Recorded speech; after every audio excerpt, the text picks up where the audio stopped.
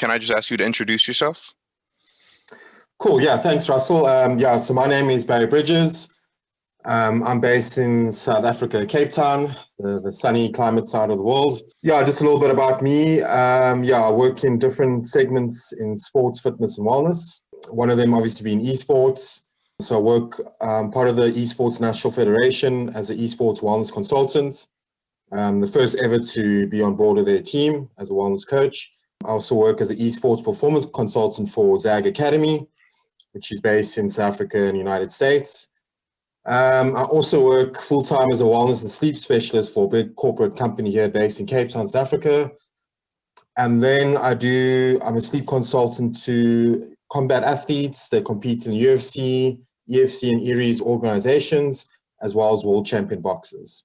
So I have about 14 years experience, and obviously worked in different segments. Backed up with obviously my education as well. So that's my story at the moment. And soon to be a Twitch streamer as well. Okay, cool. What is your educational background? Do you have any degrees or any certifications? So I have a bachelor's in sports, recreation, exercise science degree. I have also a national diploma in exercise science as an exercise specialist. So that's a 2-year program. And then obviously our degrees are 3 years here in South Africa. My certifications, I've got quite a few. I've got 2 certifications from NSM. One is a golf fitness specialist. The other one is a performance enhancement specialist. I have 2 sleep certifications. The one is a certified sleep science coach, and the other one is a certified sleep recovery specialist. I'm also certified as an FMS movement specialist as well. I think that's about it. Why did you want to get involved in esports performance? Good question, Russell. So I was at a stage in my career where I was training golfers, professional golfers. I had an opportunity to work with the top junior golfers in South Africa. I worked at a very well-established performance company for golf. I've always really worked in junior. I also worked as a strength conditioning coach for the Ajax Football Club here in Cape Town. So I needed to make a pivot. I just reached a peak with the golf, and I found there was no real progression, and I was looking for something where I can work remotely. And I think for me, working full-time job and then traveling to the golf academy after hours is a little bit of time consuming. And then basically what I did is I pivoted. I had opportunity to train a professional team or go warm up a professional team at our first Comic Con in South Africa, which was 2 years ago. So I had the opportunity to work with a team called Nibble Esports. I took them through some various wellness training, some of the Dota 2 teams, League of Legends. It's about a 30-man squad. I worked with a well-known CEO, Keegan Stewart, great guy. And he gave me the opportunity to fly up there. And then I went there. Man, we had a lot of fun. We threw tennis balls against the wall. We did mobility drills. Tennis balls were flying all over. We had a perfect location in the LAN event, which was like packed. I think we had, for the Comic Con, our first Comic Con, I think we had about over 100,000 people for the 5-day event, which is quite a big success in Africa. Mm-hmm. So there's people watching what I was doing. Super tiring because I was warming the guys up and then I'd cool them down, recovery doing. I mean, they were playing for like 13, 14 hours a day. People were sleeping there at the LAN event. And I think that's when I decided to make the change and pivot from there into esports, because I've already worked juniors. I understand juniors pretty well. I've always worked with the 14-year-olds and upwards, especially with golf.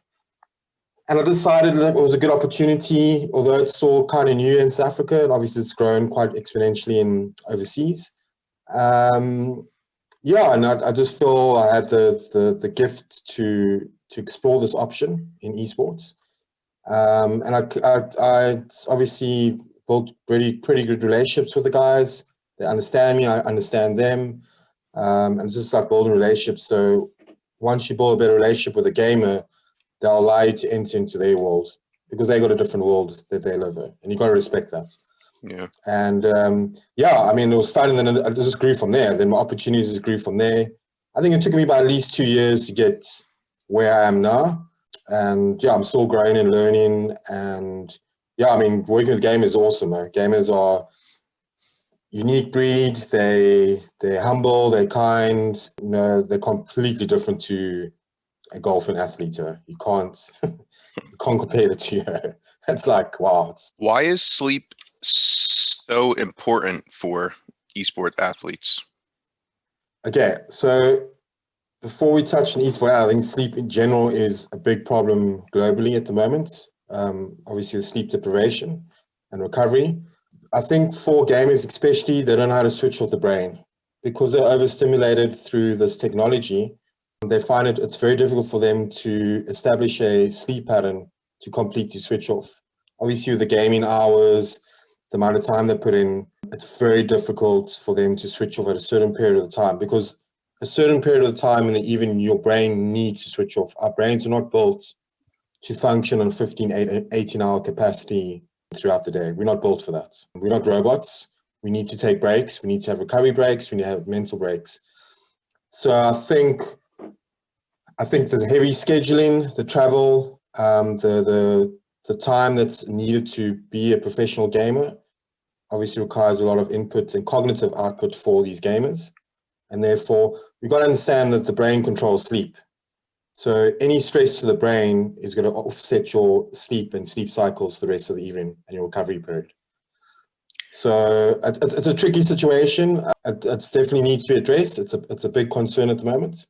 And the reason that is because we need to understand that sleep is our number one pillar at the moment. So it's sleep, nutrition, exercise. It's not exercise, nutrition, and sleep. We are sleeping 2 hours less compared to what we slept like a century ago.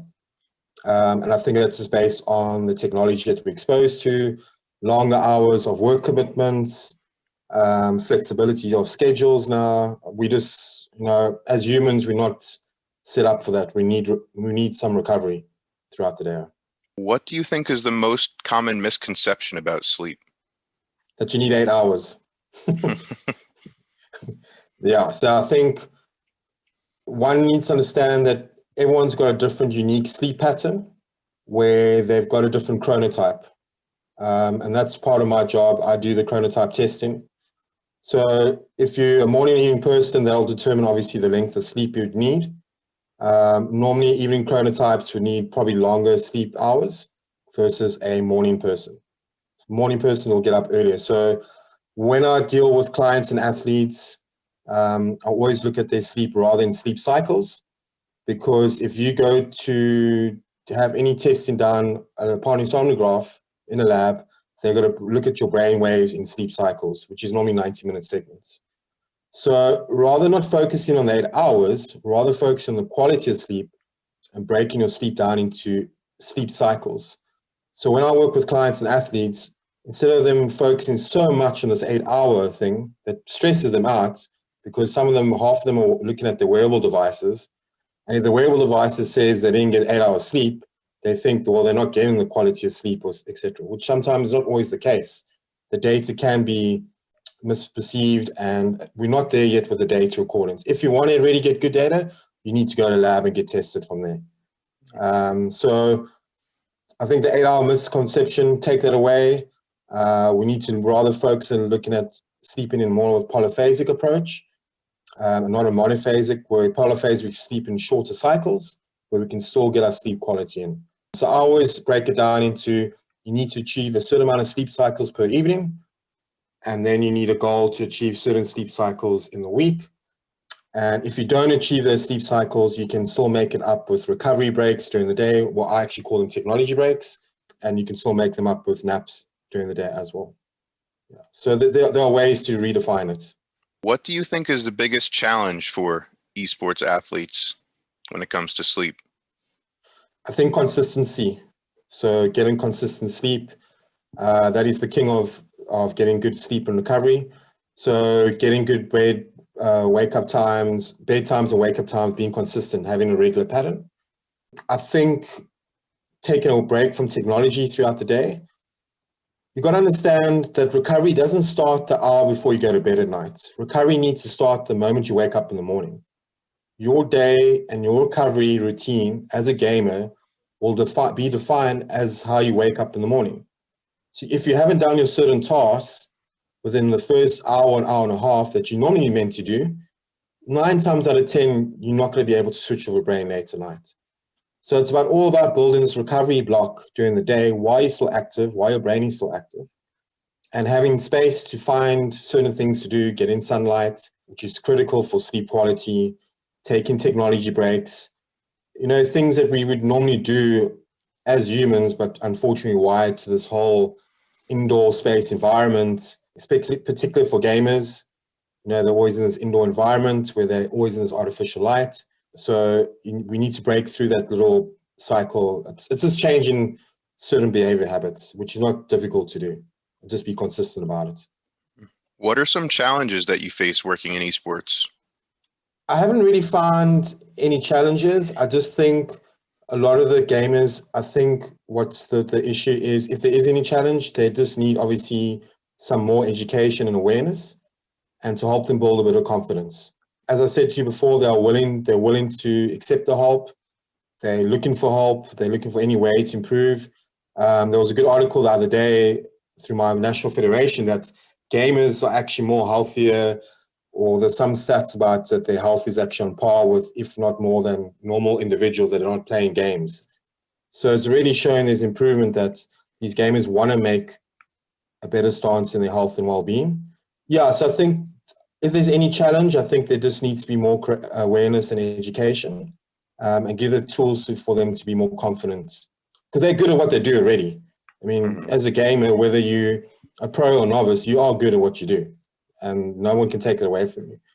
It's just us guys as performance coaches, we're just there to obviously add those extra tools, not only to make you a better gamer, but to have more of a successful in life after game as well. In what ways do athletes see improvement after having a sleep program? Yeah, so good question. So I think the first thing would be good quality of sleep will improve. They'll see definitely consistency in their sleep. Cognitive output will go up. So if you sleep well, you're going to remember things, you're going to get your skill work's going to be converted into more of a long-term basis, especially when you start hitting that deep sleep late at night, between the early hours of the morning.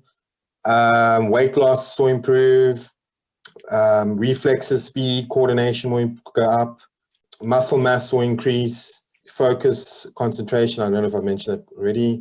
Yeah, sleep just gives a lot of things. It's just a whole. It's more than you even think. It just gives you the whole complete package. All what sleep recovery is do is just making a better version of yourself every day when you get that consistent sleep schedule. So if Russell is a 3.0, if Russell improves his sleep every day, Russell's going to get to like a 3.5, a 3.6, a 3.8. And you're just going to find yourself discovering things that you've never discovered in your whole life before, that sleep and recovery is just brought for you, because that's how powerful it is. Do you think esport athletes are harder to work with compared to other sports? No ways. Yeah, I think that's opposite. I think esport athletes are way easier, and I think it's because they're obviously a little bit novice when it comes to the sports and performance side and well-being, where I think with the traditional athletes, they already have had obviously training before in the past. They know the gym routines, where esports athletes, some of them haven't even stepped into a gym or never hold a dumbbell in their life before. So I think it's much easier for us to help them convey that message. And they're just more open. The approach is more open. I haven't had any issues with any gamers I've worked with. I've worked with a lot of gamers overseas as well on a remote basis, and they're just warm and hot and just open.